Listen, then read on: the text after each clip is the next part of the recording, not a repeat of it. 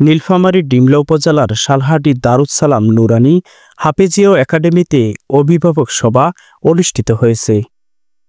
সভায় একাডেমির শিক্ষা কার্যক্রম, শিক্ষার্থীদের অগ্রগতি এবং বিভিন্ন চ্যালেঞ্জ নিয়ে আলোচনা করা হয়।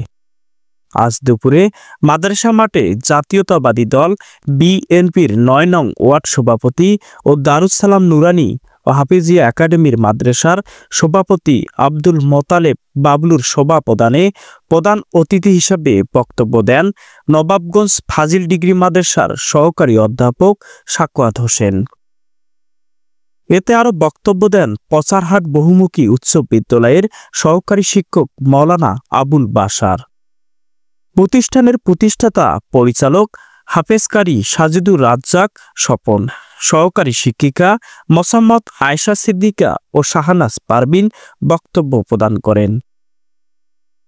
এছাড়াও শিক্ষার্থী, অভিভাবক ও স্থানীয় ব্যক্তিবর্গ বক্তব্য দেন।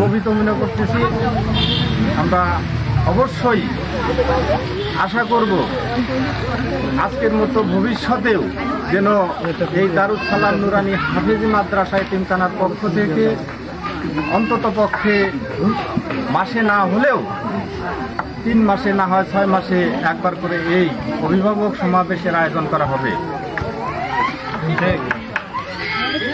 আমরা এলাকাবাসীর পক্ষ থেকে আশা করব আপনারা যারা এখানে উপস্থিত আছেন, তাদের বাচ্চা কাচ্চা এই মাদ্রাসায় দিয়েছেন, আমাদেরও ভবিষ্যতের আশা যাতে আপনাদের বাচ্চা কাচ্চা স্বশিক্ষায় শিক্ষিত হয়ে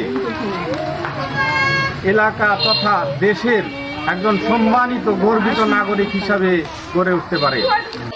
আসলে এখানে তো আমি আমার মেয়েকে দিচ্ছি নতুন, এখন 1 সপ্তাহ মনে হয় নাই, তা তার অনেকটা অগ্রগতি আমি লক্ষ্য করতেছি। এবং এইখানে এসে উপস্থিত হয়ে দেখতে পেলাম যে বাচ্চাগুলো এই বয়সে, আমরা তো এই পর্যায়ে এসে কথাই বলার তো দূরে থেকে আশেপাশেও আসতে পারি নাই, কিন্তু তারা এখানে বিভিন্ন প্রোগ্রাম মানে উপস্থাপন করে যে দেখাইলো, এইটা দেখে আমি নিজে অভিভূত। বিগত 1 বছরে যে দেখলাম আমি, বাচ্চারা অনেক সুন্দরভাবে লিখতে পারে, বলতে পারে, তা আরো সুন্দর হোক আমি এটা চাই। সবাই শিক্ষার্থীদের নিয়মিত পড়াশোনার প্রতি মনোযোগী করা ও শৃঙ্খলা রক্ষা এবং ধর্মীয় শিক্ষার গুরুত্ব নিয়ে বক্তারা বক্তব্য প্রদান করেন। অভিভাবকরাও শিক্ষার্থীদের উন্নতির জন্য বিভিন্ন মতামত তুলে ধরেন। মাদ্রাসার প্রধান শিক্ষক শিক্ষার্থীদের সঠিক পথে পরিচালিত করার জন্য অভিভাবকদের সহযোগিতা কামনা করেন। পরিশেষে শিক্ষার্থীদের জন্য বিশেষ দোয়ার মধ্য দিয়ে সবার কার্যক্রম সমাপ্ত করা হয়। ডেস্ক নিউজ, উত্তরাঞ্চল টিভি।